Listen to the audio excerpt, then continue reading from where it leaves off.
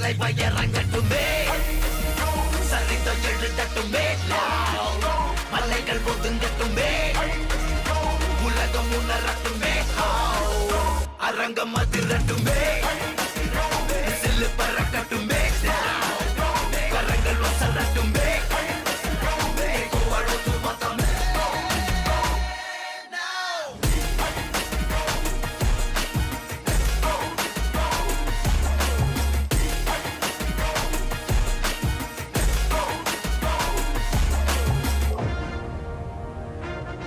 இந்த தேவா பத்தி தெரிஞ்சிருந்தோம் என்கிட்டயே விளையாடி இருக்க.